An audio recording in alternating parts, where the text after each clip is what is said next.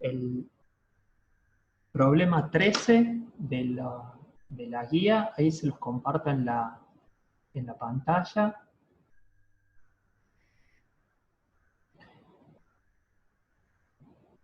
Fíjense, el problema 13 dice que nos da la derivada direccional en función del ángulo θ que se muestra en la figura 1, o sea, la derivada direccional en función del ángulo que existe entre el vector b y el gradiente, ¿sí?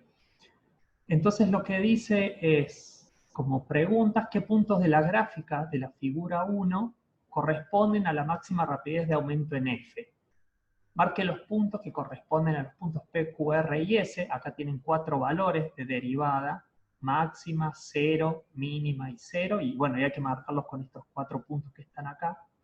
¿Sí? Y la última pregunta es cuál es la amplitud de la función graficada en la figura 2 y cuál es la expresión para calcular la derivada direccional. Bien, es decir, volvamos ahora al papel. Entonces, si ustedes recuerdan, nosotros calculamos la derivada direccional de una función f en un punto x0 y 0 en una dirección b, ¿sí? Como el producto punto entre dos vectores, ¿sí? O sea, el gradiente de la función evaluado en el punto x0 y 0 en producto punto por el versor b, ¿sí?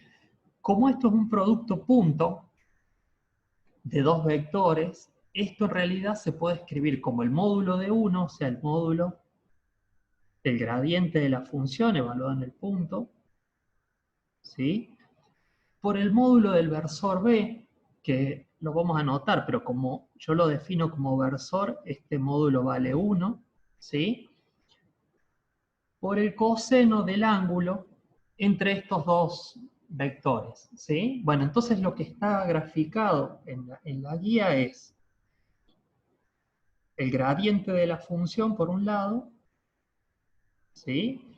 Y el vector b de dirección de la derivada por el otro. El ángulo entre estos dos vectores sería este ángulo θ que yo tengo aquí.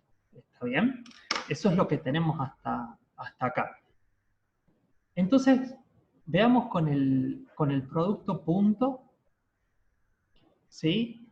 ¿Cómo se comporta la derivada direccional en función del ángulo? Fíjense, esta función derivada direccional en función del ángulo es un coseno, ¿sí? O sea que si yo grafico, acá pongo la derivada direccional de f en la dirección de b, ¿sí? Y acá pongo el ángulo θ, ¿sí? ¿Qué voy a tener? Cuando θ es 0, cuando θ es 0 implica que b está en la misma dirección que el gradiente, ¿sí? Tengo el valor máximo de la derivada, que es el módulo del gradiente. Quiere decir que el valor máximo que voy a tener acá es el módulo del gradiente, ¿sí? Luego, si yo empiezo a aumentar θ, el coseno cae, ¿hasta dónde? Hasta un punto donde el coseno vale 0, ¿sí? Porque esto, como es en un punto, está fijo, es una constante para nosotros. ¿Bien? Entonces, si yo me voy a los 90 grados, ¿sí? ¿Qué va a pasar? Si B viene a esta dirección, el producto punto va a valer 0. ¿Sí? Si B aumenta, luego, está bien, pasa a ser negativo, fíjense, y llega a un valor mínimo, porque cuando B está a 180 grados, este coseno vale menos 1. O sea que esto decrece hasta un valor mínimo. ¿Este valor mínimo cuánto va a valer? Y es el valor del módulo del gradiente, pero con signo negativo. ¿Sí? Entonces, si yo lo pongo acá, el valor mínimo, o sea, la derivada direccional mínima, es menos el módulo del gradiente. ¿Sí? Luego, si paso los 180 grados, empieza a crecer nuevamente hasta que se hace 0 de nuevo en este punto, que es perpendicular al gradiente de nuevo. O sea que acá vuelve a valer 0. ¿Sí? y luego, bueno, vuelvo al mismo punto de partida, ¿sí? Estos puntos en la guía le había asignado nombres, a este le habían llamado P, Q, eh, el mínimo acá R, ¿sí? Que corresponde a este punto, y S, ¿sí? Acá como ya di 360 grados, vuelvo a tener el punto P. Bien, entonces, ¿a qué corresponden estos puntos? Fíjense, bueno, P es la dirección del gradiente, ¿sí? Sería la dirección del vector B en la dirección de P. Q sería 90 grados, o sea que estaría acá. R es a 180 grados, ¿sí? Y S de vuelta en la otra dirección donde la derivada es nula, ¿sí? Entonces, bueno, ahí fíjense que tendríamos las 4 direcciones en donde las derivadas son máximo, mínima y las dos nulas. ¿Está bien? Fíjense que todo esto tiene que ver con las propiedades del gradiente. Nosotros, cuando vimos las propiedades del gradiente, vimos estas características, así que la derivada direccional máxima se daba en la dirección del gradiente, ¿sí? Cuando el ángulo entre B y el gradiente es 0, ¿sí? Y que su valor era el módulo, ¿sí? Luego, si yo empiezo a variar el ángulo, bueno, esto empieza a descender hasta un valor mínimo que es en el sentido opuesto. ¿Bien? Y de vuelta a 0. Lo que es otra cosa que es interesante para ver es que fíjense que si yo doy un valor de derivada direccional, supónganse que doy este valor de derivada direccional, siempre va a haber entre el mínimo y el máximo dos direcciones que me dan ese valor de derivada, ¿sí? Obviamente que si el valor de la derivada se pasa del gradiente no hay ningún punto, es decir, si yo digo, bueno, ¿qué valor, qué dirección me da esta derivada direccional? No, bueno, esta es imposible porque la máxima es esta. Lo mismo acá, si yo trato de buscar una derivada direccional por abajo de menos el módulo del gradiente, no existe dirección que me dé eso, porque más menos el gradiente me da el rango en el que van a variar todas las derivadas direccionales estas, ¿sí? Estamos entonces con este, no sé si hay algún comentario. ¿No? Si les parece, entonces pasamos a otro. ¿Bien? Eh,